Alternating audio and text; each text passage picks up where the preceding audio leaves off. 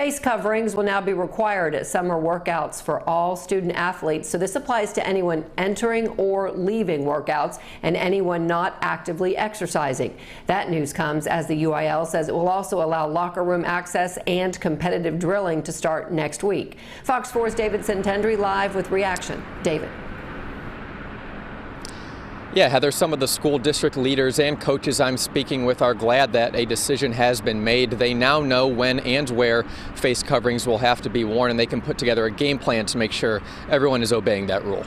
The University Interscholastic League is now requiring students, staff, and visitors to wear face coverings when entering or exiting practice areas and when not actively exercising. We've already implemented the face masks and the social distancing 6-foot guidelines. Dallas ISD's Executive Director of Athletics, Sylvia Salinas, says its 53 school programs are currently not practicing or conditioning, heeding the advice of the UIL, which recommended schools close summer workouts between July 3rd and 12th. There have been some scares. But we've had situations where some either tested positive or been around somebody that tested positive. The district is working to decide when it will resume practice and conditioning events.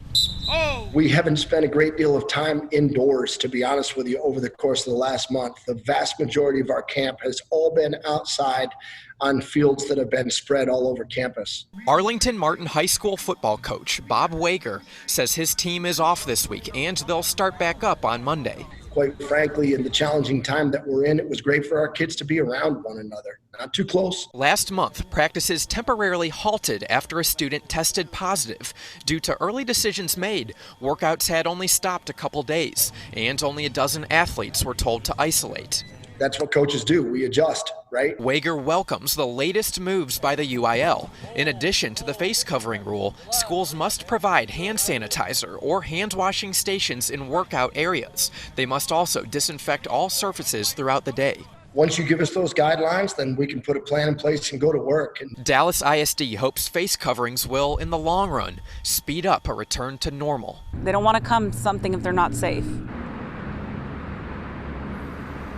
Some other changes announced by UIL. Students will now be allowed access to locker room areas so long as they are social distancing, and competitive drills are also going to be allowed, and all this begins on Monday. Heather, back to you.